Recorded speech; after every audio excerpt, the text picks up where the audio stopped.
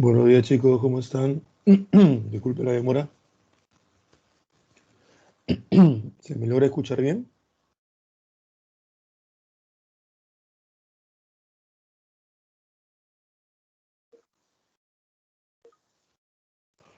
Hola Juan, hola Yadira, hola Daniel, ¿qué tal Dagmar? Buenos días.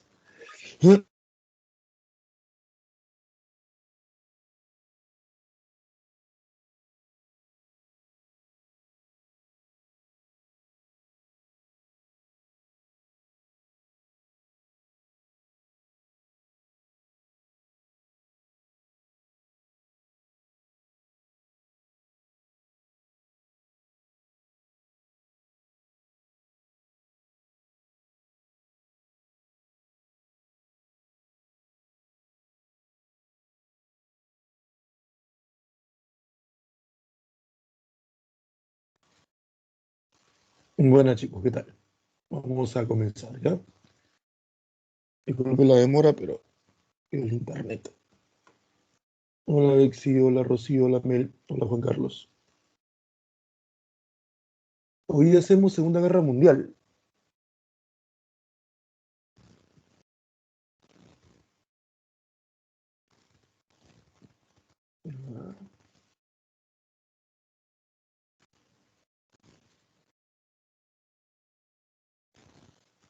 Ahí está.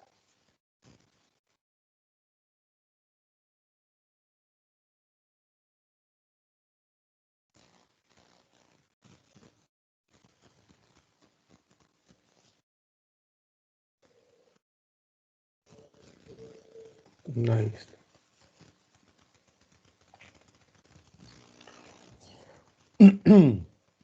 Vamos con la Segunda Guerra Mundial, ¿ya?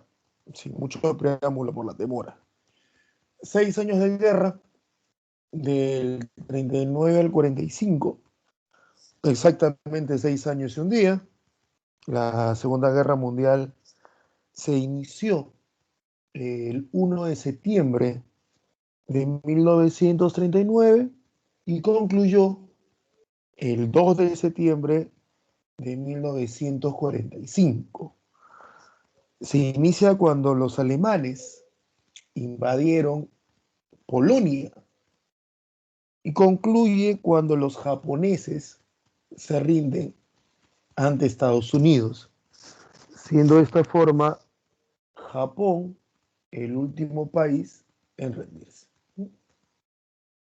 Vamos a ver las causas. Bueno, la causa principal de la Segunda Guerra Mundial viene a ser igual que el de la Primera, el imperialismo. O sea, en ese caso, la situación se repite, ¿no? Tenemos unas potencias europeas que luchan por el dominio de mercados. Acuérdense la Primera Guerra Mundial. En la Primera Guerra Mundial teníamos una Alemania que luchaba por el control de mercados y de colonias en África y Asia, Primera Guerra Mundial, y que ante la negativa de Inglaterra y Francia principalmente de una nueva distribución de las colonias, donde Alemania tuviera una mayor participación, Alemania pues tomó la decisión de llevar la situación a una guerra, ¿no? Con todo un periodo de preparación previa que se conoció como la paz armada. Bueno, al terminar la Primera Guerra Mundial, la situación no había mejorado. Alemania se vio fuertemente castigada por las potencias que lo habían derrotado y Alemania pierde no solo la opción de tener más territorio, sino pierde lo poco que quería, ¿ya? Entonces, el deseo de Alemania, más allá de Hitler o no Hitler, el deseo de los alemanes por recuperar territorios y el estatus que habían perdido era muy fuerte, muy, muy fuerte. Eso ya se veía desde la época anterior a Hitler.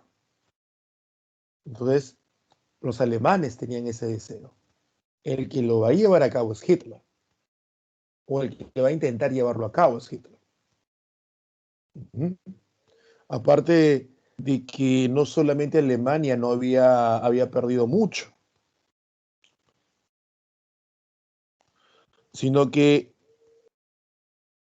Italia no había obtenido lo que se le prometió.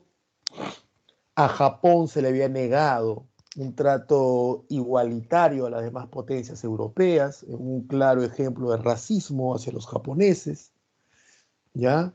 Francia e Inglaterra seguían siendo las grandes potencias del planeta en ese momento, en el plano político y en el plano territorial, porque Estados Unidos ya se había colado, pues, como una potencia económica, pero aún Estados Unidos no era la potencia, era una de las grandes. Había subido a las grandes ligas, había subido a primera división después de la Primera Guerra Mundial, pero todavía no era el país, ¿no? Entonces,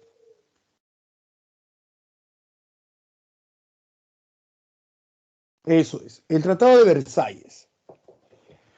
El Tratado de Versalles, que fue firmado el 28 de junio de 1919 entre las potencias vencedoras y Alemania, un tratado muy perjudicial para los alemanes, un tratado que no debió ser así inicialmente.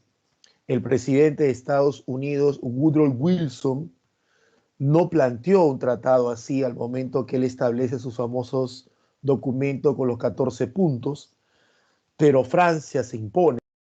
Un tratado que lo que buscó, en palabras de los propios gobernantes franceses, era relegar a Alemania a una posición totalmente de subyugación económica y política, convertir a Alemania, en frases de un político francés, en un país de pastores y agricultores nuevamente, ¿no? Una venganza muy fuerte.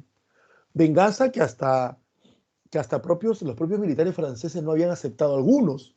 Fernando Foch, general francés, que había llevado a cabo la última gran batalla de la Primera Guerra Mundial, él advertía que si se le hacía firmar eso a los alemanes, solo se estaría firmando un alto al fuego de 20 años, que Alemania volvería, que a un león herido no se le humillaba de esa manera.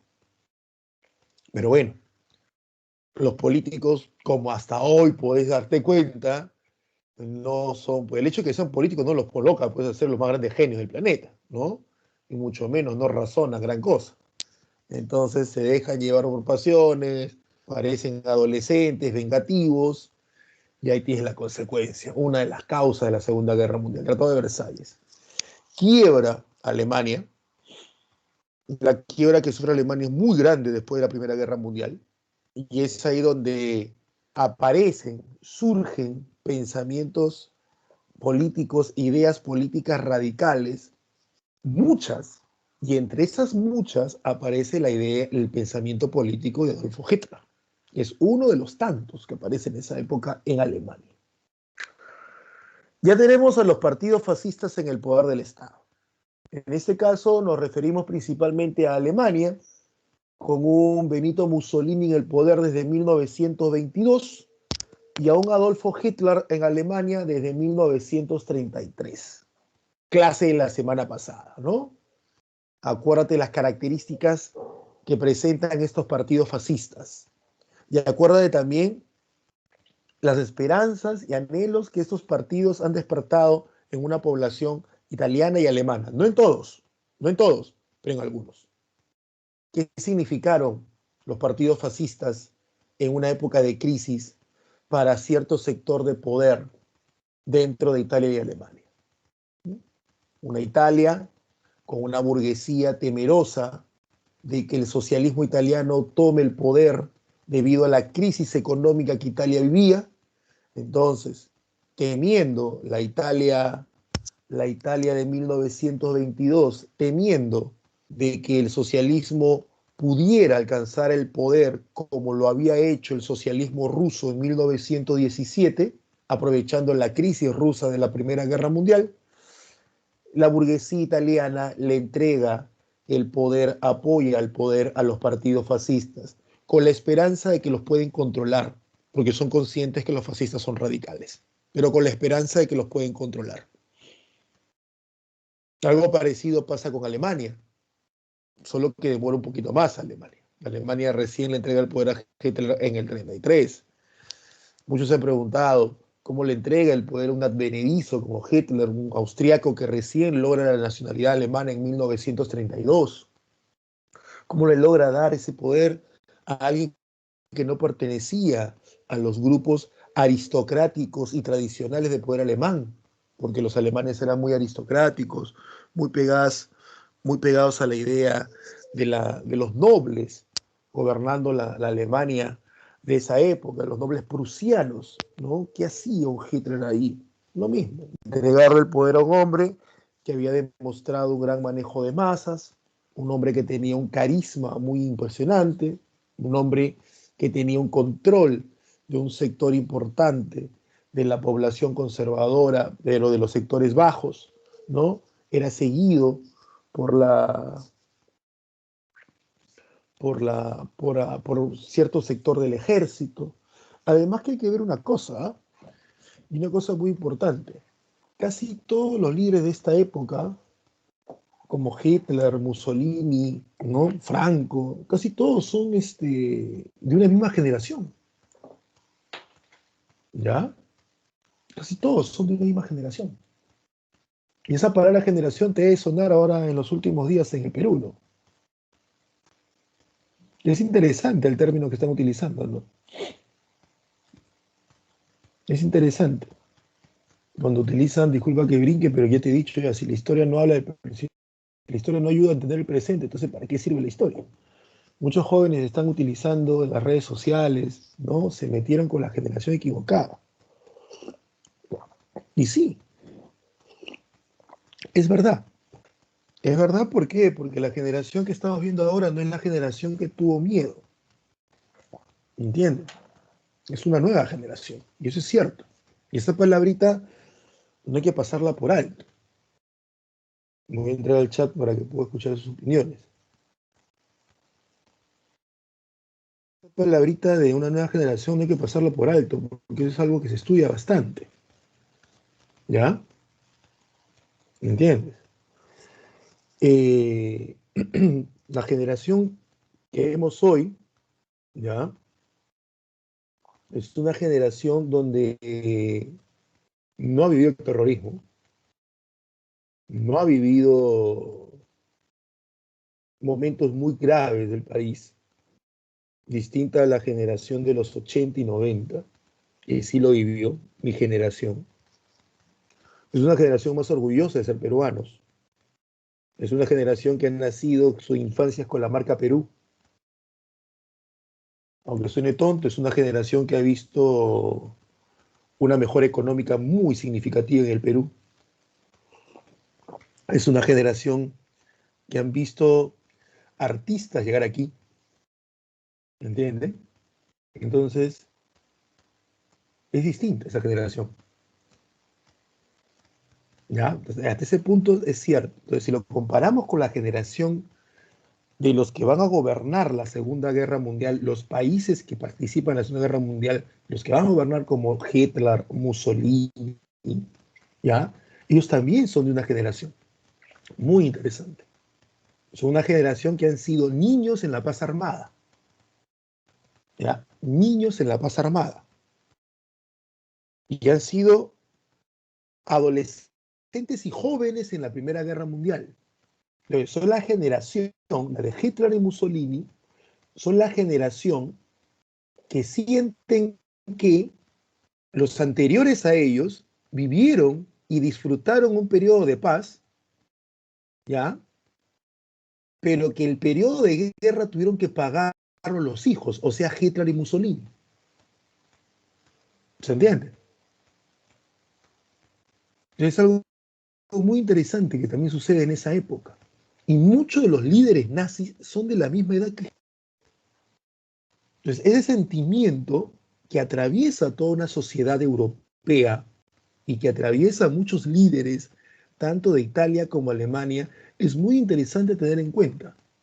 Son los niños que no disfrutaron la paz armada plenamente, sus padres y abuelos sí lo hicieron, pero que tuvieron que copagar ellos las consecuencias de esa paz armada en una Primera Guerra Mundial.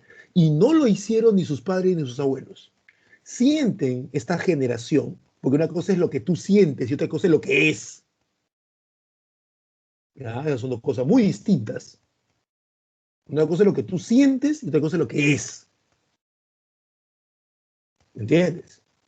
De acá a 20 años, si tú estás en la marcha, tú vas a decir, yo estuve en la marcha, a mí nadie me lo puede contar. Así fue. No, eso se llama memoria, no se llama historia. Memoria es lo que una persona vivió desde su punto de vista y de su óptica. La historia es una ciencia que analiza todos los elementos y que da, obviamente, no una verdad absoluta, pero una conclusión en base al análisis de todo lo que he estudiado, escuchando todo e investigando todo. No solamente la persona que estuvo en Abancay o que estuvo en la Plaza San Martín y dice, no, a mí nadie me la puede contar, yo lo viví, yo estuve ahí, yo estuve ahí, yo sé cómo fue todo. No, tú sabes cómo fue todo desde tu óptica, desde tu visión y se respeta. A eso se llama memoria. Lo mismo puede pasar con muchos familiares de ustedes que tal vez han vivido, abuelos, en la época del terrorismo, en la costa, sierra y selva. Y te puede decir, no, hijita, yo lo viví, a mí nadie me va a contar. Sí, es cierto. Y se respeta, y se considera, y se analiza, y se escucha. Pero eso no es la historia completamente. Eso se llama memoria. Porque es la visión de una persona en un tiempo y espacio determinado. Y muchas veces carentes de elementos de análisis para poder hacer eso, analizar lo que está viviendo. Pero es un testimonio valiosísimo que nos va a permitir en el futuro, cuando analicemos ese periodo, entender, ya que su testimonio puede repetirse muchas veces en otras voces. Y así podemos ver cómo se sentía, cómo percibía y cómo se veía la situación desde un estrato o desde un grupo o desde una generación. ¿Me entiendes? Entonces, en el caso de Alemania y de Italia de Hitler y Mussolini, los gobernantes, los jerarcas nazis, como Goebbels, Goering, Himmler, Hitler, todos o han peleado en la Primera Guerra Mundial, ¿ya? Todos o han peleado en la Primera Guerra Mundial o han estado presentes en esa guerra muy jóvenes. Pues ese es un punto interesante. Ahora que está tanto se está hablando en las redes sociales de esta es la generación, ¿no? Se metieron con la generación equivocada. Y sí, es muy interesante. Espero que haya estudios de sociología sobre ello, ¿no? Como también esto que te he mencionado acerca de los alemanes tomando, sabes, la historia es así. Si no te explica el presente, no sirve la historia. Pasado por pasado no es, ¿ya? Como muy poco se ha estudiado esto de las generaciones en los países donde surge el fascismo. Muy poco. ¿Mm? Muy poco se ha estudiado. El que lo menciona es en algunos historiadores españoles. ¿Me entiendes? ¿Ya? Y para cerrar, sí, pues es una generación, para cerrar este comentario con lo que vive el Perú, es una generación distinta, eso es cierto. Es cierto. Es una generación distinta, es una generación que ha salido, una generación que ha logrado, que ha luchado, eso es cierto. Una generación que tiene más sentimientos, tal vez, como generación hacia el Perú positivos de lo que las antiguas generaciones tenían. Pero eso sí, es una generación menos política. Y es una generación menos leída. Eso sí. Tienen toda la fuerza, todo el ánimo de cambiar, se aplaude, pero un número importante de los que están haciendo esto son como alguien que corretea un carro y no sabe qué hacer cuando lo agarra. Porque no tienen claro qué quieren, solo repiten frases. No, no queremos a este, no queremos a este. ¿Ya qué quieres? No sé, pero sé lo que no quiero. No sé lo que quiero, pero sé lo que no quiero. No quiero esto, ¿no? Parece mi hija cuando me dice, ¿qué querré? ¿Ver televisión? No, no quiero. ¿Jugar con tu rompecabezas? No quiero. ¿Leerte un cuento? No quiero. ¿Pero qué quieres, hija? No lo sé. Adivina tu papá.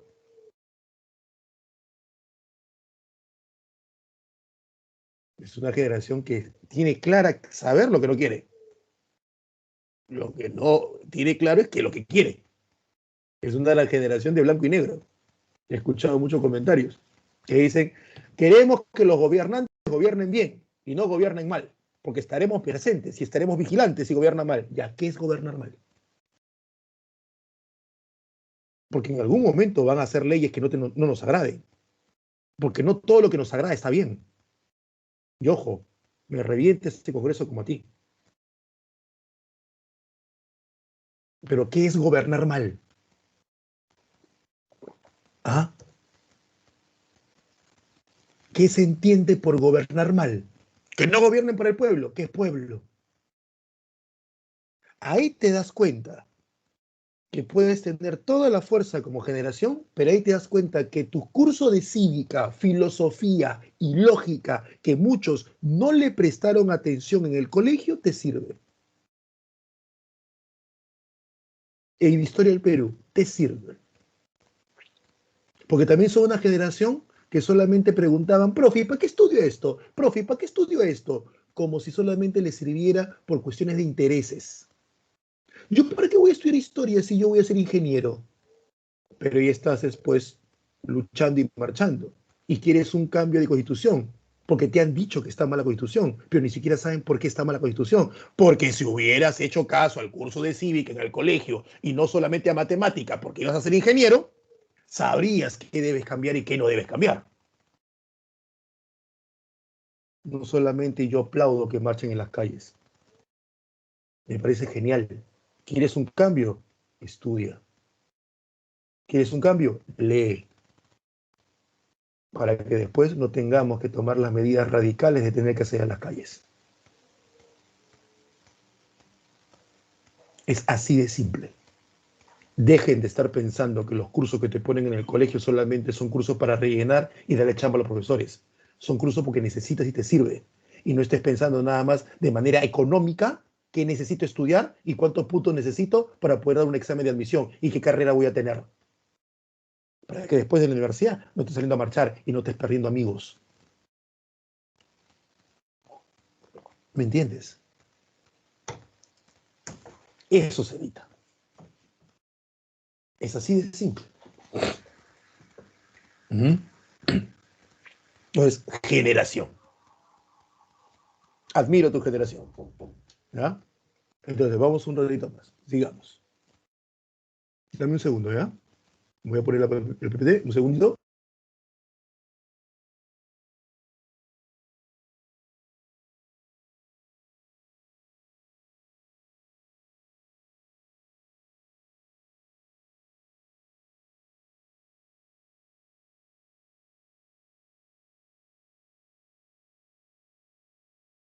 Listo. Entonces, vamos ahora sí con lo que sigue. Así ya saben, chicos, ¿ah? Está en la mano de todos, no solamente de ustedes, esa clásica, ¿no? Los jóvenes son el futuro, no, pues dejémosle un buen futuro. Siempre nos tiramos la pelota, ¿no? A mí me tiraron la pelota la generación de los 70, de los 80 me la echaban a nosotros, la generación de los 90. Ustedes tienen el futuro, ustedes van a cambiar. Y nosotros se lo echamos a lo de los 2000. El 2000 se los tiran a ustedes. No, pues así no es. La teoría del espacio vital de Adolfo Hitler, el Lebensraum. Adolfo Hitler manejaba una teoría propuesta en el siglo XIX por algunos geopolíticos que decía lo siguiente: un Estado, un gobierno debe procurar brindarle las condiciones necesarias y adecuadas de vida a su población.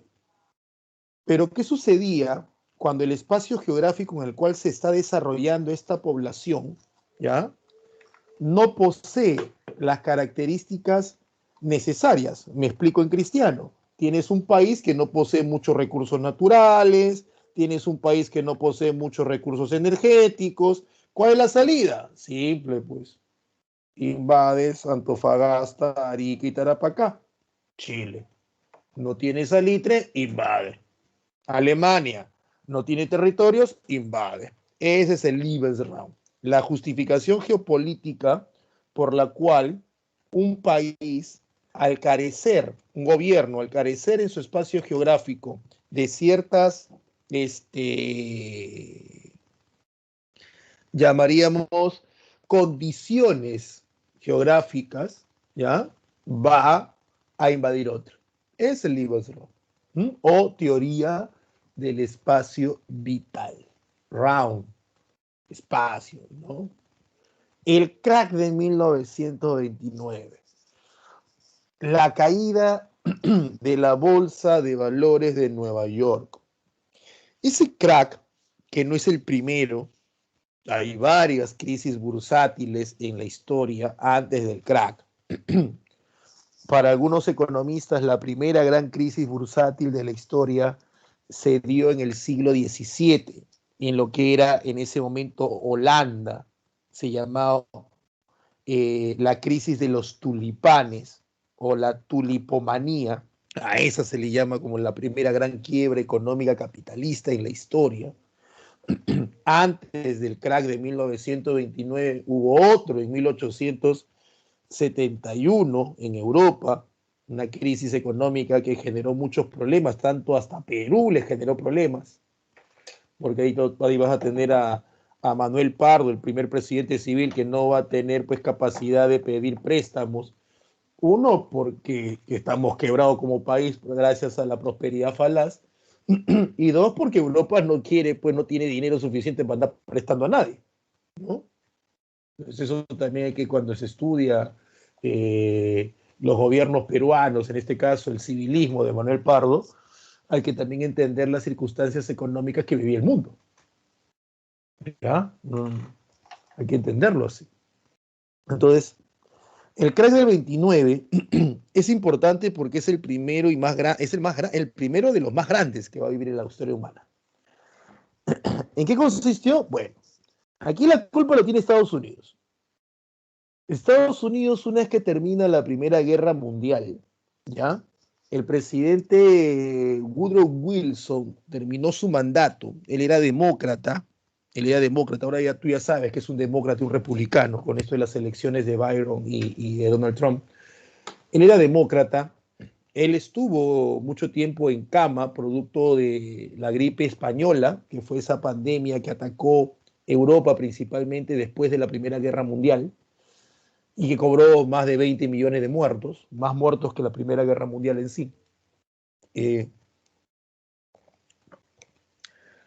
Cuando él sale del poder, los que ingresan son los republicanos. Según algunos historiadores, uno más torpe que el otro. Personas ignorantes, ¿no? Que ingresan al poder. Pero bueno, eso es algo anecdótico. Lo importante es que la política de Estados Unidos en la década del 20, de 1919 a 1929, los gloriosos años 20, los dorados años 20, como se les llama en la historia estadounidense, Estados Unidos, que se convierte en la nueva potencia económica del mundo, todos le deben dinero a Estados Unidos, todos, incluyendo Rusia, le debe dinero a Estados Unidos. Lo que hace Estados Unidos es desentenderse de Europa. Eso es lo que hace Estados Unidos. Se despreocupa de Europa. Y Estados Unidos aplica una política imperialista económica con América Latina. Ya desde hace un siglo, el presidente de Estados Unidos, James Monroe, había soltado su famosa doctrina Monroe, que decía: América es para los americanos. En esa doctrina Monroe, voy a pasar al chat a ver si tiene alguna pregunta, en esa doctrina Monroe de América es para los americanos, él lo suelta, el presidente James Monroe lo suelta en el sentido de decir que iban a defender a cualquier país latinoamericano de cualquier intento de evitar su independencia. Estábamos en pleno proceso emancipatorio y el presidente de Estados Unidos dijo: no, cualquier país cualquier gobierno de mis hermanos países del sur es libre de elegir mantenerse o no independiente. Y aquel país europeo que quiere evitar eso se meterá con nosotros porque América es para los americanos, ¿no? Esa fue la frase de James Monroe, muy aplaudida, ¿no? ¡Bravo! Nos está apoyando Estados Unidos. Eso es lo que dijo. ¿Qué es lo que quiso decir realmente? Lo que quiso decir realmente es: no se metan con esto, que esto va a ser mío. Prueba de ello es después Estados Unidos dominando gran parte de Centroamérica y hasta metiéndose en la independencia de Cuba a finales del siglo XIX. ¿Ya? Entonces, tenía los ojos puestos en Sudamérica también. El problema es que Sudamérica no la puedes invadir, es muy grande. ¿Ya? Entonces, ya sabes, una cosa es lo que dijo el presidente de Estados Unidos, James Monroe, y otra cosa es lo que quiso decir. Es claro. Es como cuando ella te dijo: no, no puedo estar contigo porque le he prometido a mis papás que voy a estudiar y voy a dedicarme al estudio. Eso es lo que te dijo, no es lo que quiso decir. Ese flor es viejo, ¿entiendes? Así que ya sabes, te aplicaron la doctrina, ¿no? O a la chica que le dice: no eres tú, soy yo. Ese es lo que te dijo, no es lo que realmente quiso decir. Así que aprendan a entender eso. Entonces, en el siglo XX, Estados Unidos lo aplica, ¿ya? Siempre haciendo llorar, no, es que es verdad, es verdad, es verdad. Y la chica sabe lo que estoy diciendo, es una chica, dice que es vieja, ¿no? No, tú también me gustas, eres lindo, pero le he prometido a mis papis que voy a estudiar. Eso es lo que dijo. Traducción: papito, mírate un espejo, pero no seas loco. Pero bueno, no quiero seguir tus sentimientos, me caes bien, cargas mi mochila, ¿no? Chévere, ya pues, vamos a seguir siendo patas. Al menos me cuidas en el paradero. Eso es lo que quiso decir. No eres tú, soy yo. Tú eres una linda chica. En realidad tú eres una hermosa persona. Soy yo el que no supo aprovecharte y no quiero arrastrarte conmigo porque no quiero que tú sigas sufriendo a mi lado. Porque el que realmente ama, deja libre. Si algún día fuimos uno para el otro, volveremos. Eso es lo que te dijo. Eso no es lo que quiso decir. Lo que quiso decir es: me he encontrado una chica mucho mejor que tú. Quiero estar con ella, pero te leo a ti la moral para que a ver algún día podemos tener un reencuentro o tal vez volvamos juntos, porque no quiero chotearte. Eso es lo que te quiso decir tu flaco cuando te terminó. ¿Ya? Pero bueno, mejor sigamos con algo menos triste que tu vida amorosa, que es la Segunda Guerra Mundial. Alucina, es menos triste que tu vida amorosa. Sigamos con esto. ¿No? Era más felices los judíos que tu vida amorosa. Ahora, mira esto. Estados Unidos comienza a meterse en el capital, en el mercado americano, aprovechando, para la década del 20, ¿ya? Aprovechando que Inglaterra y Francia están debilitados por la Primera Guerra Mundial, ¿ya? Aprovechando eso. Entonces los comienza a sacar. Ejemplo de ello es el gobierno de Leguía. Como ustedes recordarán, el gobierno de Leguía se caracteriza, entre muchas cosas, por consolidar y permitir y consolidar el capital norteamericano en Perú. Ya, pues Leguía no es el único. Leguía no es el único. Hay muchos gobernantes latinoamericanos que van a tener el apoyo de Estados Unidos porque están sirviendo a los intereses económicos de Estados Unidos y del capital privado estadounidense. Ya, ya chicos, escuchen acá. ¿Entiendes? Entonces, Estados Unidos se mete muy fuerte en el mercado latinoamericano y como por ejemplo Estados Unidos.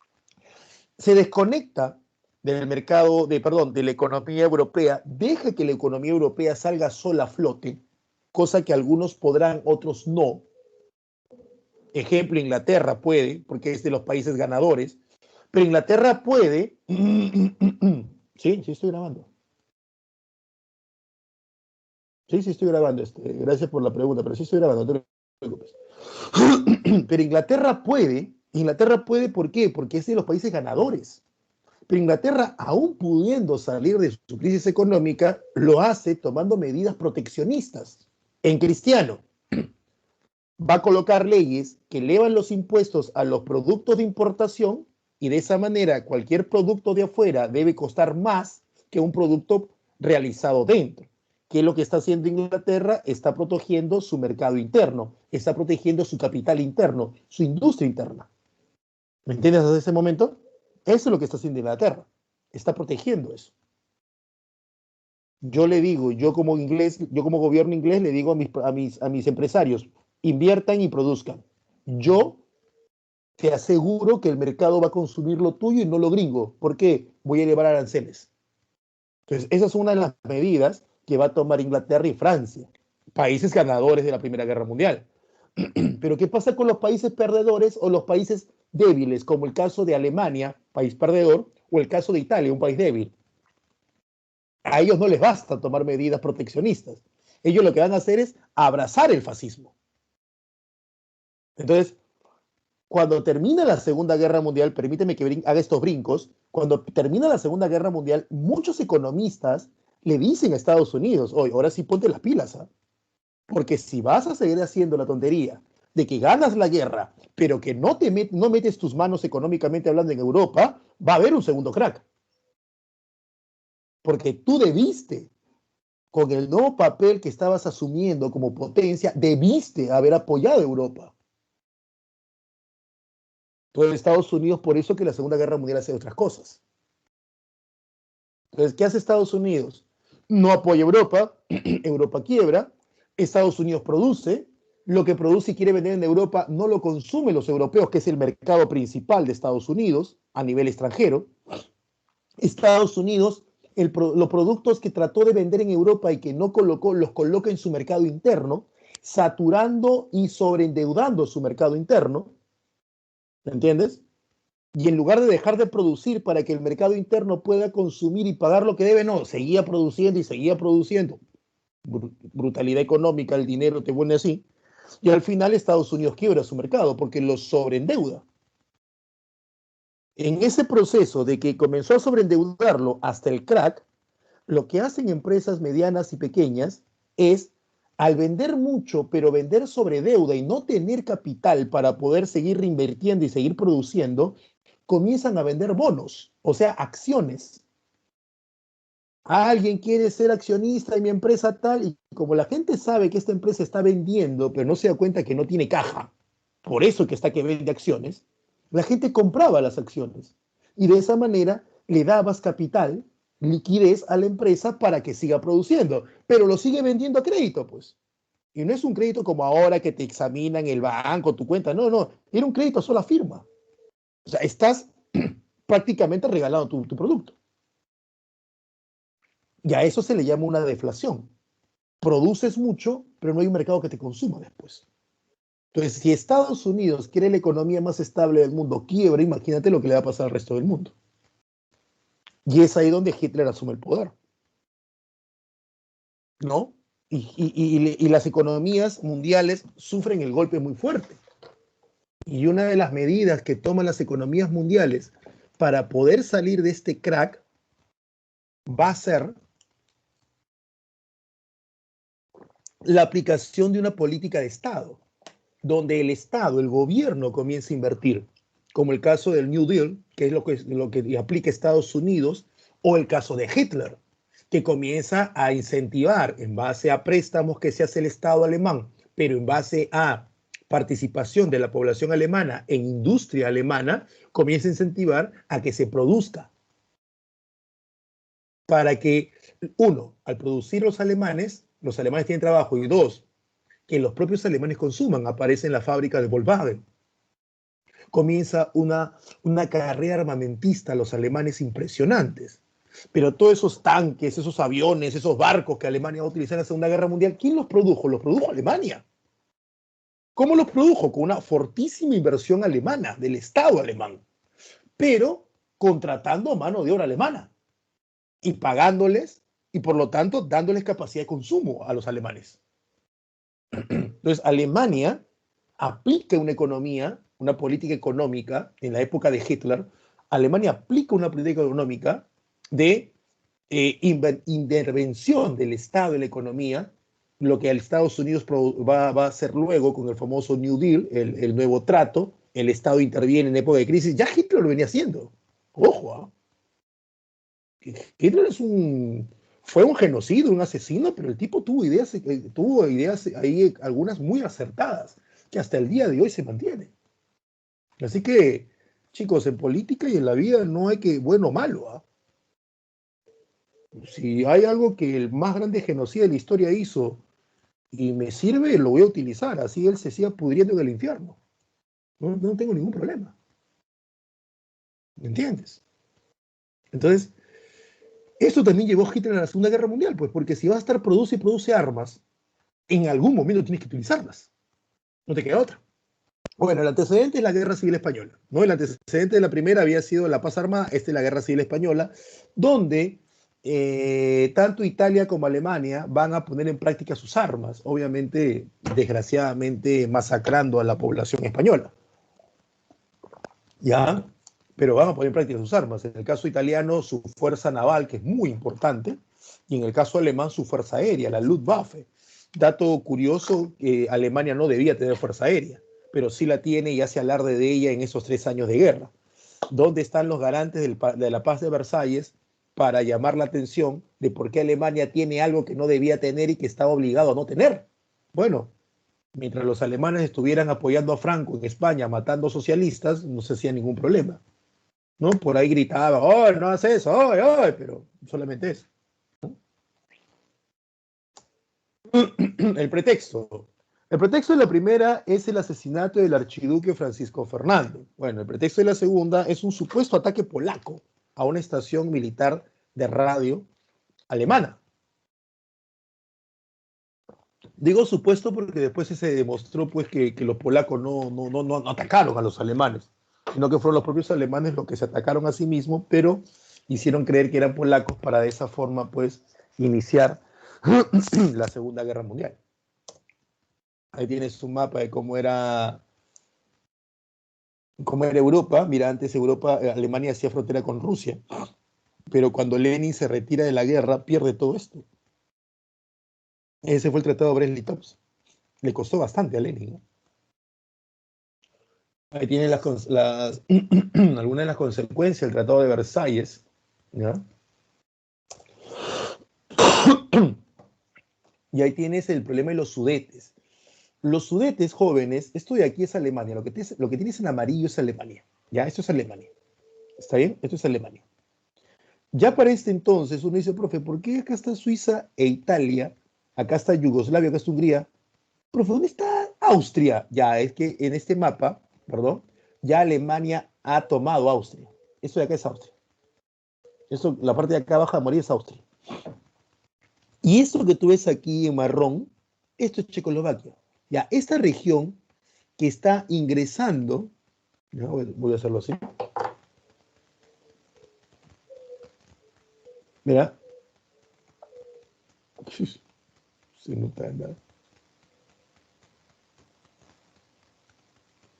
Esto de acá, ya, todo esto de aquí, a toda esta zona de Checoslovaquia, se le conocía como los Sudetes. Ya, Alemania no quiere que esta zona checoslovaca esté ingresando en su territorio, entonces él quería tomar esta zona. Eso se llama el problema de los Sudetes, ahorita vamos a ver.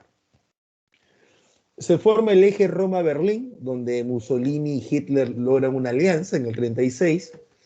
Alemania y Japón forman el Pacto Anticomintern, que es anticomunista, donde los alemanes y los japoneses van a unirse en contra de la Unión Soviética, que quedará en medio geográficamente hablando. Se produce el Anschluss, que es la anexión de Austria al territorio alemán. Aquí es por eso que no lo ves a Austria acá abajo, ya lo han anexado. ¿Ya? Otro de los acuerdos del Tratado de Versalles que Alemania no debía hacer y que está haciendo y que lo están dejando que haga. Alemania, como te dije, quiere esta zona, pero no quiere invadir, todavía no quiere utilizar su ejército porque Checoslovaquia también se preparó bien. ¿Eh? Checoslovaquia había colocado muchas defensas en esta región y había colocado fábricas de municiones muy cerca. Entonces, lo que pasa es que los checoslovacos desconfiaban de Hitler. ¿Por qué será? No, si Hitler era tan buena gente, ¿no? Entonces, eso es lo que pasaba, ¿ya? Pero es el que hace. Hitler trae una conferencia, llama en Múnich a la conferencia a Mussolini, a Chamberlain y a Dadalia. ¿Por qué estos tres? Porque los tres eran los jefes de gobierno de los actuales países que le habían ganado la guerra a Alemania en la primera o en la Gran Guerra. Entonces, por eso es que llama a los actuales jefes de los tres países que le habían derrotado a Alemania en la Primera Guerra Mundial, ¿no? Ahora, dame la casualidad que uno de los líderes era pues su pata del alma y chochera, Mussolini, con el cual había firmado un tratado antes. Entonces viene Chamberlain y Dadalian. Y Hitler muy cortésmente pide que por favor le entreguen los Sudetes. Le doy un favor. Italia, Inglaterra y Francia, ¿creen ustedes que le pueden quitar a Checoslovaquia su territorio y dármelo a mí? Chicos, nunca invitaron al presidente de Checoslovaquia. Y 3 países decidieron entregarle un territorio de un cuarto país a un quinto país, sin que el cuarto país siquiera opine. De Mussolini se entiende, era amigo de Hitler, su pata, su pinky. Pero de Inglaterra y Francia, es que ambos manejaron algo que se conoce como la política de apaciguamiento. Es decir, querían tener contento a Hitler para que él no inicie una segunda guerra mundial. A eso le llaman la política de apaciguamiento. No quieren que Hitler inicie una segunda guerra mundial. ¿Ya? Así como tú no quieres que la tóxica, tu flaca, esté gritando y por eso le entregas tu celular, le das por tu lado, igualito. Ese es tu Hitler. Y tú, no, eso no se llama amor, se llama política de apaciguamiento. Ese se llama, ya, déjalo, ya. Déjalo que invada Checoslovaquia, ya, dale, con tal de que no moleste, dale. Ya, con tal de que no estoy diciendo ya que mate socialistas en España, déjalo. Con tal que no haga una segunda guerra mundial. Y lo otro es que esperaban que Hitler se enfrentara a Stalin. Porque Hitler, desde su época de juventud, él tenía claro que el socialismo soviético, el socialismo de Marx, era un socialismo malo. Recuerda que te conté la semana pasada que en la época de Hitler había varios tipos de socialismo y el de Marx era uno de los tantos. Entonces decía, no, pues ¿cómo el socialismo nacido de Marx, de un judío, puede ser algo bueno? ¿Y cómo el socialismo aplicado en Rusia por judíos va a ser algo bueno? Tú sabes que Hitler pues le tenía un poquito de cólera a los judíos, un poquito más. Entonces, la política de apaciguamiento que manejó Chamberlain y Dadalian era evitar una segunda guerra mundial, por lo tanto debían tener contento a Hitler, uno, disculpe la garganta, y dos, esperar que Hitler se enfrente a Stalin. Pero mira lo que pasó acá. Hitler y Stalin firman la paz. Hacen las paces. Imagínate, lo tuvieron contento tanto tiempo para que Hitler haga la paz con Stalin. ¿Por qué? Porque Hitler bruto no era. Sádico sí, pero bruto no. Y Hitler sabía de que lo están teniendo contento, tranquilo, calmado, porque le están teniendo miedo. Pero Hitler tenía claro algo. El que le gana en la Primera Guerra Mundial a Alemania no es Rusia. El que obliga a Alemania a firmar el Tratado de Versalles no es Rusia. Es Francia e Inglaterra. Entonces Hitler sabe clarísimo que se la tiene que vengar y que dentro de su venganza tiene que estar incluido Inglaterra y Francia, que también son las potencias que manejan el planeta con Estados Unidos. ¿Me entiendes? Entonces Hitler tiene que enfrentarse a ellos, quiere enfrentarse a ellos. El problema es que no puede hacer lo mismo que Alemania hizo en la Primera Guerra Mundial, o sea, pelear en dos frentes. Así que Hitler primero hace las paces con Rusia para anular el frente oriental y así tranquilamente dedicarse al frente occidental. Y si lo tiene que hacer pactando con Stalin, al cual odia, lo va a hacer. Porque está primando lo político, algo que en nuestro país no entienden, no entienden porque no razonan, está primando lo político. Ya, ¿qué le conviene a Alemania? No qué me conviene a mí como Hitler. A mí como Hitler yo odio a Stalin, encima que es socialista judío, yo lo quiero ver muerto. Pero la pregunta es, ¿a Alemania le conviene entrar en una guerra de dos frentes? No le conviene. Así que así yo no puedo ver a Stalin, le voy a dar la mano a Stalin y voy a pactar la paz con él. Porque ahorita lo que le conviene a Alemania no es pelear en dos frentes, es solamente en uno. ¿Ves? Tienes a los líderes del eje. ¿No? Ahí está una foto mira, de la conferencia de Múnich. Inicio de la guerra. Alemania invade Polonia. El 1 es, ya todo estaba planeado. Ya se dice que Alemania y la Unión Soviética la habían conversado en la firma del tratado Ribbentrop-Molotov, que son los nombres de los diplomáticos que firmaron el tratado. Ya estaba conversado ya. Se sabía que Alemania quería tomar Polonia y la Unión Soviética acuerda y dice, ya, yo te doy la paz con una condición, que yo pienso recuperar los territorios de Europa que en la época de la Primera Guerra Mundial perdimos. O sea, yo quiero recuperar todo lo que es Finlandia, quiero recuperar Letonia, Estonia, Lituania, ¿no? Quiero recuperar todo eso. Y parte de eso quiero recuperar Polonia también. Y entonces Alemania le dice, ya, hagamos una cosa, mitad, mitad, pues. Nos la dividimos. Ya, chévere. Cuando atacas, no te preocupes, le dijo Alemania, yo voy a hacer mi teatro y yo ataco. Es así cuando los alemanes acusan a los polacos de haberlos atacado primero, falso, los alemanes atacaron solos, ¿no? Y el 1 de septiembre invaden Polonia, en lo que se conoce como la Operación Casablanca. Así se conoce el nombre de la operación, es el nombre clave. Operación Casablanca. Será el inicio de la Segunda Guerra Mundial, ¿ya?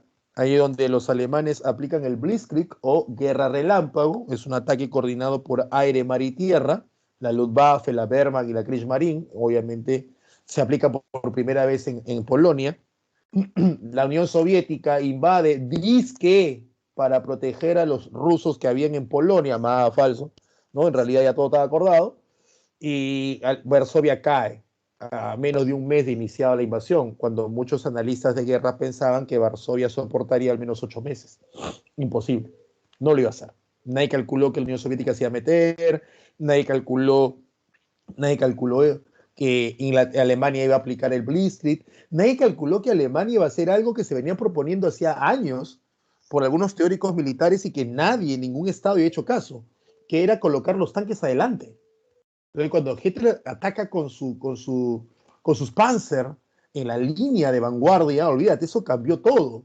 Porque todavía muchos países, como el caso de Polonia, el caso de Dinamarca, o el caso de Polonia y Dinamarca y Holanda, se defienden con caballería. Entonces, imagínate, tú te defiendes con caballería, te defiendes con infantería y te viene todo un mar de tanques. ¿A dónde vas a ir? ¿No? Tratas de cobar tu trinchera y te pasa el tanque por encima, ¿a dónde vas a ir? Pues? Entonces no se adecúan a los nuevos tiempos. ¿Ya? Y mira, Hitler tranquilamente invade Dinamarca, invade Noruega, que es el país donde por primera vez se usa paracaidistas, Luxemburgo, Bélgica, los países abajo tranquilito. ¿Ya? Tienes el New York Times, ¿no? Yo sé que tú manejas inglés.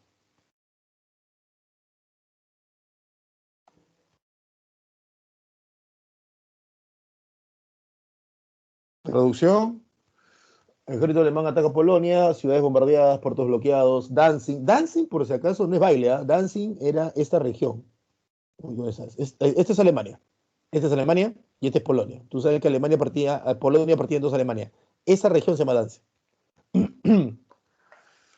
Alemania en el año 40 invade Bélgica, Países Bajos, Luxemburgo y Francia. Todos esos cuatro países los invaden en un lapso de tiempo de abril a junio. Así, rapidísimo. Ahí es donde se da el famoso milagro de Dunkerque, que es tu película, Dunkerque, donde los ejércitos ingleses bajaron a ayudar a los franceses y fueron rodeados. Y casi son capturados por los alemanes, si no es porque Hitler comete la torpeza de no atacar en el momento que debió atacar. Algunos dicen que se confió mucho y que siguió los consejos de Goering, el jefe de la Fuerza Aérea Alemana, de la Luftwaffe, que le dijo, Führer, no mueva el ejército, déjeme que yo acabe con el ejército inglés vía aire. Y parece que Hitler, muy orgulloso de su fuerza aérea, cree en Goering, deja que Goering ataque con su fuerza aérea a los ingleses que están en Dunkerque, Francia, y no logra acabar con ellos. Y Winston Churchill, que era el nuevo ministro inglés, utiliza el plan Dínamo, que es mandar a Francia todo aquello que flote y que pueda cargar más de 15 personas en la operación de rescate más grande de la Segunda Guerra Mundial, ¿no? Saquen a ese ejército de ahí.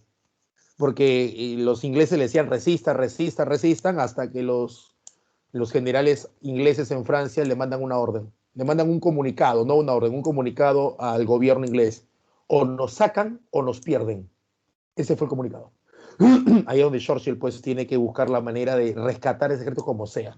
Y bueno, uno, el patriotismo inglés, y dos, la torpeza nazi, que no atacó cuando debió atacar. Si Hitler hubiera atacado solo medio día antes, que era lo pronosticado, Inglaterra no hubiera podido recuperar a cerca de la mitad de su ejército. Y eso hubiera generado circunstancias que solamente ahorita especularíamos, ¿no? Ya que no se dieron. Francia cae, Francia se divide en dos, el norte está gobernado directamente por los alemanes, mientras que el sur tiene un gobierno francés, pero a favor de los nazis, que es el gobierno de Vichy, se llama así por la región, y dirigido por Pétain. El general Charles de Gaulle, desde Inglaterra, convoca pues a la resistencia, dicen franceses, no claudiquen, sigan peleando contra los alemanes. Cuando Churchill saca su ejército, no hace caso a un sector de la política inglesa que le pedía a Churchill que firmara la paz o un armisticio con los alemanes. Y Churchill dice no, ¿no? Dice no. Inglaterra se va a defender, Inglaterra va a pelear. ¿No? Él dice, nos defenderemos por aire, mar y tierra, pero ganaremos, ¿no? Aunque la victoria nos cueste sangre, sufrimiento, dolor y lágrimas. Y es así como comienza la Operación León Marino, la operación que le pone así ese nombre a los alemanes para atacar a Inglaterra, donde no puede aplicar el Blitzkrieg porque es una isla. Entonces no puede aplicar pues, el ataque de la Wehrmacht, que es el ejército alemán, y de los Panzer, que son los tanques alemanes. Entonces comienza un enfrentamiento vía aire, donde la Luftwaffe alemana, que es la Fuerza Aérea Alemana, se enfrenta a la RAF, a la Royal Air Force, de los británicos. Y al final la RAF logra vencer. ¿No? Es el primer traspié de Hitler. Logra vencer porque tiene muy buenos aviones, de menor calidad que el de los alemanes, pero tiene una ventaja, buenos pilotos y están jugando de local. ¿Cómo es eso? Claro, los alemanes salen de los aeropuertos franceses. Entonces, estos aviones, tú tienes que estarte preocupando, como hasta el día de hoy, pero más en esta época, del combustible. ¿Está claro? Entonces, si tú eres un piloto alemán, tú debes calcular cuánto combustible te queda partiendo del aeropuerto francés, llegando a espacio aéreo inglés, atacando en el espacio aéreo inglés, y luego el combustible que debe quedarte de regreso. En cambio, el inglés no. El inglés tiene mayor autonomía de vuelo si lo comparas con el alemán, ya que el inglés está partiendo del aeropuerto inglés. Ahí está la diferencia. Te permite atacar más tiempo y defenderte más tiempo. Y también una ventaja es que Inglaterra tuvo, pues, aparte de buenos pilotos, aparte de esta autonomía de vuelo, tuvo radar, ¿no? Algo que Alemania no tenía en ese momento. Y con el tiempo, el famosísimo, lo habrás visto tal vez en una película, Alan Turing, logra descifrar esta máquina que codificaba los mensajes alemanes, la famosa máquina Enigma. Los ingleses logran descifrar el código de la máquina Enigma, y es ahí como ellos pueden saber dónde y cuándo van a atacar los alemanes. ¿Mm? Así es la cosa. Dicen que gracias a ese descifrar el código Enigma de la máquina Enigma, la guerra se reduce en 2 años, ¿no? Sino que la guerra hubiera terminado en el 47, imagínense. Ahí tienes una famosa foto del parisino que llora, porque obviamente pues está viendo esto, ¿no? Ese hombre debió haber peleado en la Primera Guerra Mundial, debió haber defendido la Primera Guerra Mundial, y ahora ve pues que su Francia cae en manos de los alemanes. Italia se acuerda que también intervenía en la guerra y entra Italia, ¿no? Pero Italia es como dicen los argentinos, ¿para qué te traje? ¿No? Italia entra por las puras, hermano. Aquí, Italia más estorbo que ayuda. Ah, eso sí. Italia no sé para qué llega. Fracasa, lo cual hace que Hitler tenga que ir en su ayuda, ¿no? Como damisela, Mussolini pide pues que lo ayuden, ¿no? Help me, help. Y ahí va a Alemania a ayudarlos en África con el famoso Erwin Rommel, y también en la zona de los Balcanes. Algo que hace que los alemanes también retrasen su ataque a los soviéticos, porque Alemania dice, pues si ya tengo toda Europa, ¿para qué sigo firmando un tratado con Hitler, con Stalin? Entonces decide atacar. Otro error de Hitler, obsesionarse con atacar la Unión Soviética, en especial Stalingrado. Tremendo error, no sacabas nada haciendo eso. ¿Por qué quieres controlar Rusia? Es muy grande Rusia, ¿no? Te hubieras quedado con los pozos de petróleo del Cáucaso. Pero no, ahí está la obsesión, la terquedad. Aprendan, aprendan, ¿ya? Aprendan algún día, no solamente en tu vida, algún día tal vez uno de ustedes, o todos ustedes, o muy pocos de ustedes, no se van a ser políticos. Aprendan. Una cosa es lo que tú crees y otra cosa es lo que es. ¿Entiendes? Y uno tiene que buscar siempre, como dicen una frase política europea, los países no tienen amigos ni enemigos, tienen intereses. Así de simple. Hitler torpe se va a los pozos de petróleo, Cáucaso, pozos de petróleo que no iba a sacar petróleo de ahí porque no tenía las condiciones ni los acueductos, los oleoductos para sacarlos de Europa. No sé qué cosa quiso hacer Hitler ahí. Ahí comenzó a fracasar. Ahí hacemos la operación Barbarroja, donde Hitler ataca a la Unión Soviética y Japón, brutos, como digo solo, parecía peruano. Japón decide bombardear la base naval estadounidense en Hawái, porque ya Estados Unidos aún no estaba en la guerra, decía Estados Unidos que no estaba en la guerra, que no iba a entrar a la guerra, pero ya estaba que negociaba con Churchill, ahí en conversaciones, ¿no? ¿Me entiendes? Es como ella que te dice que te quiere, te ama, todo está bien, pero te deja en visto, ya sacó la foto del Facebook, ¿no? Entonces, como que los gestos no es lo mismo lo que está diciendo, ¿no? Entonces Japón se da cuenta de que el único país que le puede hacer el alto es Estados Unidos. Nadie más lo puede hacer. Entonces trata de adelantarle, ¿no? Y es un problema, porque al final mete a Estados Unidos a la guerra. Ahí tienes el ataque a Pearl Harbor. Ahí tienes el Charleston del Mew. Dice, no, Estados Unidos declara estado de guerra, un combate perdido de un battleship. Battleship es combate, ¿no? 1.500 asesinados en Hawái, no dice bajas. Bajas es cuando tú estás en guerra, aquí es asesinados, ¿no? Entre el 39 y el 41 solamente conocía victoria Alemania, nada más. Y en el 42 comienza la famosa contraofensiva aliada, ¿no? Esta contraofensiva aliada trata de que ya los alemanes no se defienden, perdón, los aliados no se están defendiendo de los ataques alemanes, sino que ahora ellos pasan al ataque, ¿no? Y la batalla más importante es la que tienes aquí, la batalla de Stalingrado, donde Zhukov, general soviético, derrota a von Paulus. Es la batalla donde por primera vez realmente se detiene el avance alemán y se le hace retroceder.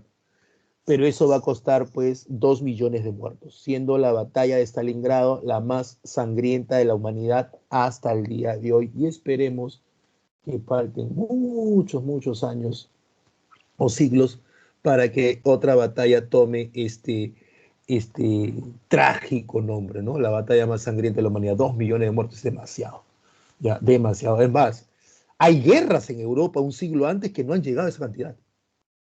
La guerra civil española, perdón, la guerra civil norteamericana, la guerra de secesión, llegó a 500.000 de muertos y es una de las más sangrientas del siglo XIX. Ojo, la más brava del siglo XIX fue la guerra de Crimea. Y creo que llega al 1.000.000 de muertos, creo, o menos, menos de 1.000.000 de muertos. Menos. Y es la más brava de todo el siglo XIX. ¿Ya? La guerra de Crimea. Ya, solamente esta batalla tiene 2 millones, imagínate. Con Alamein se recupera África, donde el general Montgomery, general inglés, recupera África, derrotando a Rommel, y en la batalla de Midway, perdón, el general estadounidense Nimitz, nos vas a preguntar quién es el estadounidense, Nimitz Yamamoto, ¿quién te suena a gringo? ¿No? Derrota a Yamamoto y detiene el avance. Alemania a partir de ahora, todo es derrota. En el 42 comienzan a los soviéticos a avanzar hacia Alemania y en el 44 se da la famosa Operación Overlord, ¿ya? Por la cual los aliados desembarcan en Francia desde Inglaterra, el famoso desembarco de Normandía, el día D, ¿no? Cuando ejércitos estadounidenses, canadienses y británicos, como tú ves ahí, parten de las costas británicas y desembarcan en Normandía, previo engaño, haciéndole creer a los alemanes que en realidad no iban a desembarcar acá, sino por acá, en la zona de Calais. Entonces los alemanes, creyendo que acá iba a ser el desembarco, colocan muchas fuerzas aquí, ¿no? Porque está más cerca, ¿te das cuenta? Entonces dijeron, acá va a ser, acá va a ser, cerrado, acá va a ser, ¿no? Y en realidad lo hicieron por acá. Ya, Normandía. Creo que todos hemos visto alguna vez una película, aquellos que les gusta ver películas de guerra y otras personas que no les gusta ese tipo de películas. Es normal, no hay ningún problema. Hemos visto esta escena, ¿no? Que se ve muy bien en la película Rescatando al Soldado Ryan. Los aliados recuperan Italia antes del 44, ¿no? Hay una serie en Netflix que se llama The Elevator, El Libertador. Es una serie, no es animada, no sé cómo se llama ese tipo de técnica, donde es un ser humano pero le dibujan encima. Es interesante, ¿ah? Son 4 capítulos, 4 episodios sobre la llegada de Estados Unidos a Italia, sobre un capitán que llega a Italia y cómo se va viendo los ataques con los nazis de Italia a Francia y de Francia a Alemania. ¿No? Estoy en el tercer capítulo de 4 capítulos, así que hasta ahora está bien. Hasta ahora está bien. ¿Ya? Interesante cómo pasa el rato. Víctor Manuel destituye a Mussolini y nombra a Badoglio. Mussolini es recuperado por Hitler, tú sabes que ellos son Pinky, pero luego Mussolini cae en el 45 y es asesinado. Miren, ahí los cuelgan los cadáveres de Benito Mussolini y sus seguidores. ¿No? Primero fueron hallados, Mussolini fue hallado, fue encontrado, se trataba de escapar disfrazado de austriaco y lo salen encontrando, le hacen un juicio, los partisanos le hacen un juicio y lo fusilan y luego su cadáver lo muestran y la gente se maleó con el cadáver horrible, ¿eh? Porque en realidad Mussolini muere fusilado, muere de un balazo. Pero la gente, olvídate, cuando vio el cadáver de Mussolini, bastó con que uno tire un escupa para que ya después caiga una piedra, después de una piedra caigan patadas, puñetes y se malearon con el cadáver. Voy a mostrarte la foto del cadáver. Lo voy a hacer por 5 segundos, así que algunos que pueden estar tomando desayuno son sensibles, que no hay ningún problema en serlo, ojo, no hay ningún problema en serlo, ¿ya? Cierra los ojos, pues, ¿no? Lo voy a poner por 5 segundos, yo voy a contar los 5 segundos y una vez que yo diga 5 ya no estará la foto. Aquellos que lo van a ver, que sé que la mayoría, porque les encanta, usted le dice no lo hagan y lo van a hacer, somos humanos, ¿no? Vamos a ver. Y se coloca, así que cierra tus ojitos, ya. 1, 2, 3, 4, 5. Plan Valkyria. El plan Valkyria es un plan realizado por Hitler. Decía, ¿qué va a pasar si yo me muero en plena guerra? Entonces el plan Valkyria era el cambio de líderes dentro de la Alemania nazi. Un grupo de oficiales alemanes trata de matar a Hitler, fracasa, para que el plan Valkyria se aplique. En la conferencia de Yalta, en febrero, entre el 4 y el 11 de febrero de 1945, ya estamos en el 45, los 3 líderes saben de que Hitler ya es cuestión de tiempo de caer. Es así que deciden qué van a hacer con Alemania. Y dicen que la van a partir en 4, cosa que a nuestro querido amigo Stalin no le agrada, porque ya saben que los aliados de él, o sea, Estados Unidos e Inglaterra, fueron aliados y amiguitos mientras Hitler existía, porque le tenía miedo a Hitler. Pero una vez que Hitler ya está cayendo, entonces ya nuevamente las enemistades comienzan a surgir, ¿no? Hitler se suicida el 30 de abril de 1945, sí, se suicidó, no se fue a Argentina, se suicidó. Eso de Argentina fue una invención de los soviéticos para dejar mal a los estadounidenses. Dice a la conferencia de Potsdam, ya con una Alemania rendida en mayo, donde se comunica la existencia de la bomba atómica, ¿no? Tiene la bomba atómica, de la cual hablaremos la próxima semana cuando hagamos Guerra Fría, ¿no? El 6 y el 9 de agosto, ¿ya? Y tienes a los japoneses rindiéndose en el acorazado Missouri el 2 de septiembre de 1945. A ver qué preguntas han hecho para pasar a tus claves y luego tú pasas a tu examen.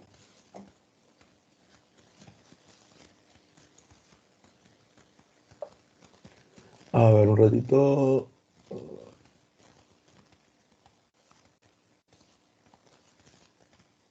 ¿Qué cosa? ¿Qué quieren ver? A ver. A ver. China, Odilon, China en ese momento está invadido por los japoneses. ¿Ya?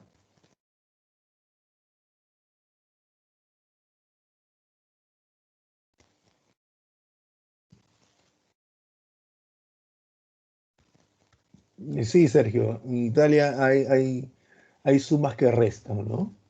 Hay sumas que restan. En realidad Italia no debió entrar, ¿no? Estaba indecisa y todo lo demás, ¿no? Sí, hay una película, no sé, creo, en Amazon creo que está, no sé si es de Amazon pero sí hay una película. Claro, la canción Bella Ciao es la canción de los partisanos, los que matan a Mussolini. Sí. ¿Qué muestro? Sí, lo que pasa es que quiero ponerle un video, pero no sé si el audio se va a escuchar. La semana pasada creo que tuve ese problema. No he puesto video. ¿Qué imagen? Ah, la imagen del asesinato, sí, sí lo puse. 5 segundos de los cadáveres. Bien, enfermitos son ustedes, ¿no? ¿Cómo que no? Sí se vio.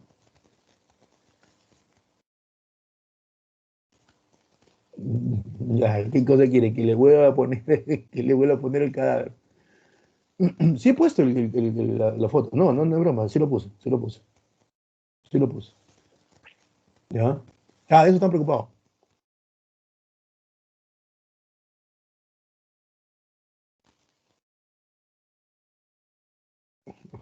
A ver, ¿qué más? Sí, sí. Película de la Segunda Guerra Mundial. Buenas.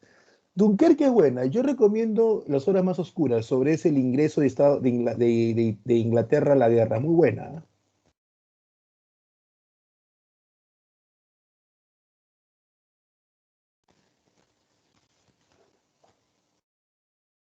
A ver, claro, esta es la de diapositivas, que ya colgué. Recuerden que yo les prometí a ustedes colgarlos un día antes. Ya lo colgué. Está la diapo. Ahí está eso, no, ya la E, no, no, ¿qué se pasa? Ya voy a poner las preguntas y veo si cerramos mientras hacen sus exámenes con un videíto, ¿ya? Un ratito, ¿ya, chicos? Eh, sí, arranque seguido a ver la foto de Mussolini, que lo hicieron porquería Mussolini.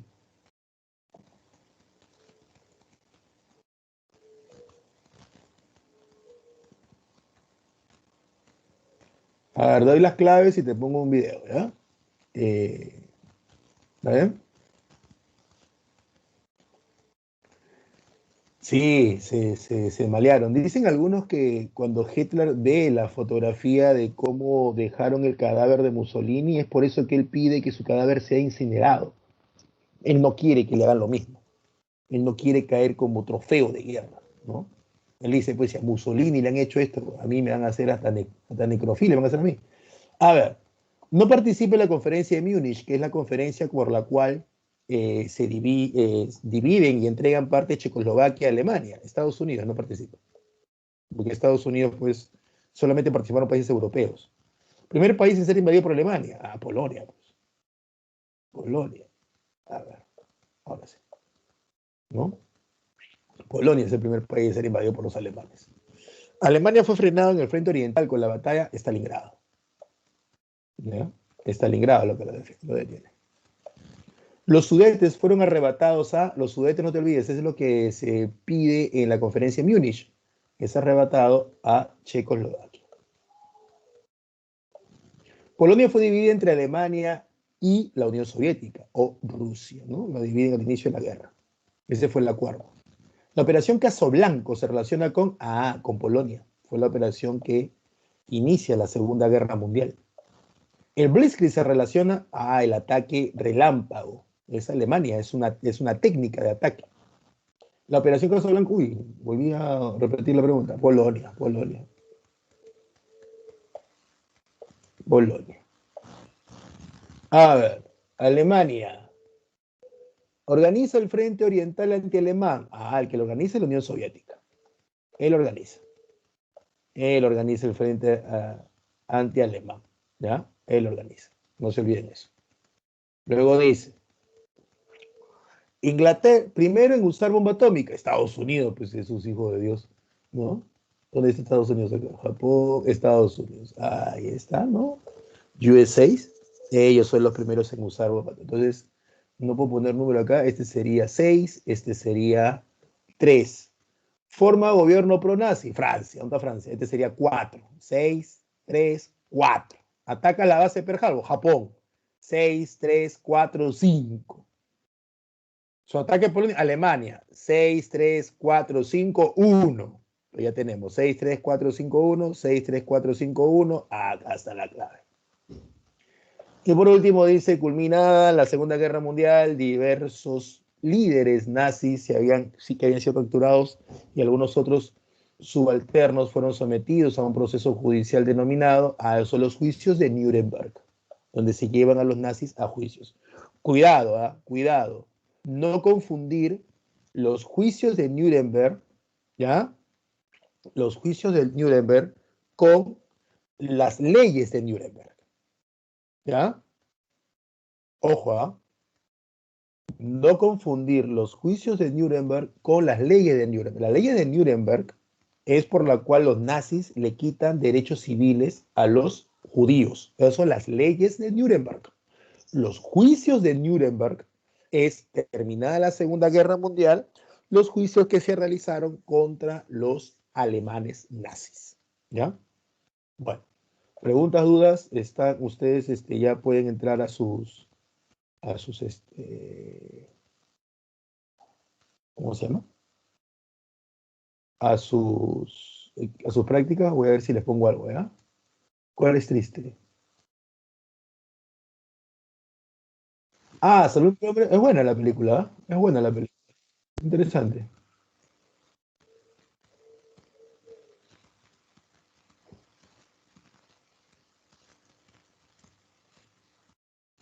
Ah, el discurso de la infamia, que es el discurso que da Roosevelt sobre el ataque. Sí.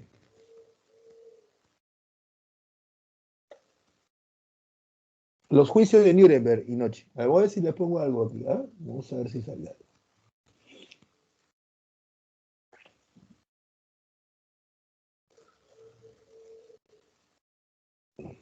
Bueno, en el PPT había algo, ¿no? Pero no sé si se escuchará. Vamos a poner el PPT para que no digan que no lo pongo.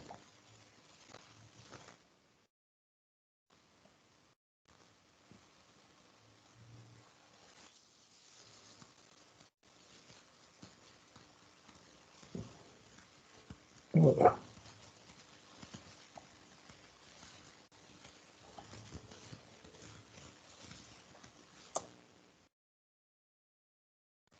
este es un video, pero creo que no se escucha el audio. No sé por qué no lo puedo escuchar en este programa.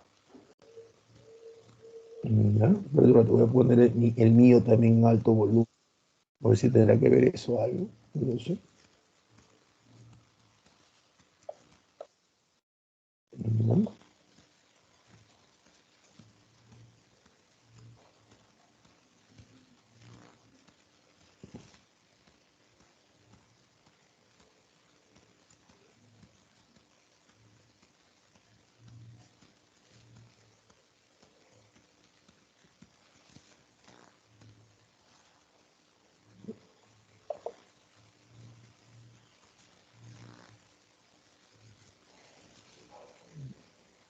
Nada.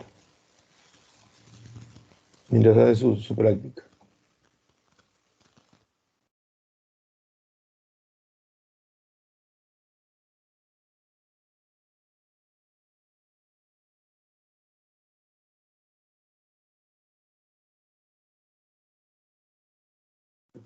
¿Algo? ¿Lograrán escuchar algo? ¿Se logra escuchar algo? No, no, sí. No, pues digo, estoy compartiendo, voy a compartir pantalla. ¿Se logra escuchar algo? ¿Algo de sonido? Es el problema, no sé cómo se hace esto. Ya, voy a compartir la pantalla, ¿ya? Me dice si lo logran escuchar, ¿ya?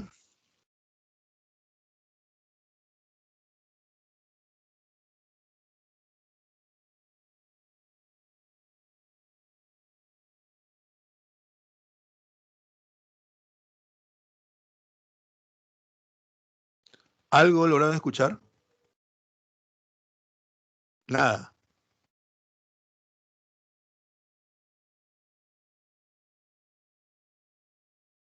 ¿Por YouTube se puede escuchar? A ver, vamos a ver si por YouTube se puede escuchar. Si no, termine.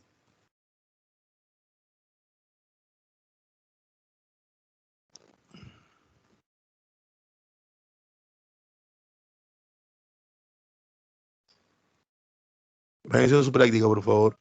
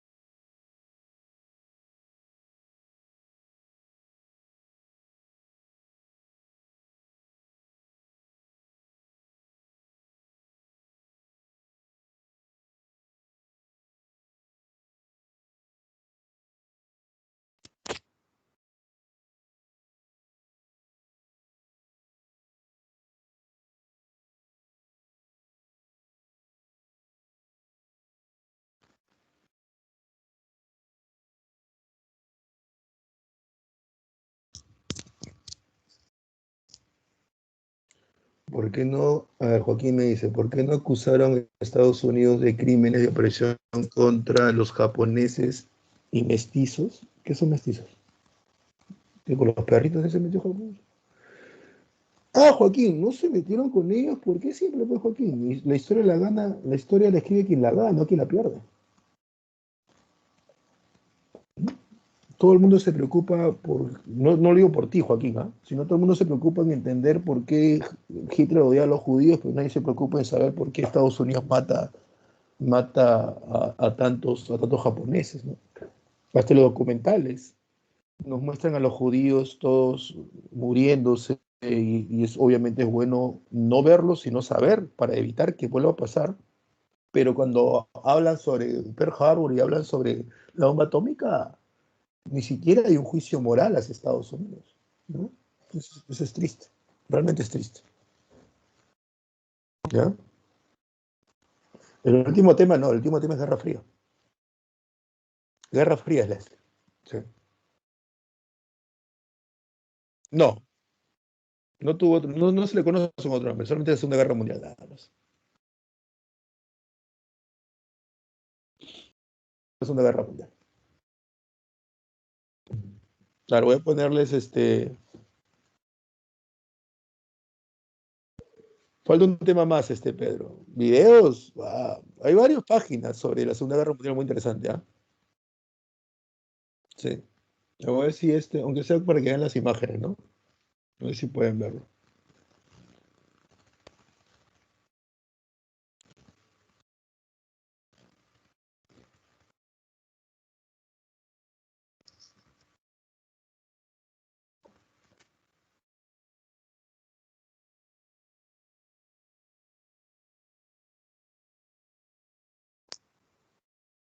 Bueno, si no escuchan el sonido de este video, de fondo hay una canción que es muy buena, que yo la recomiendo que la busquen, ¿ya?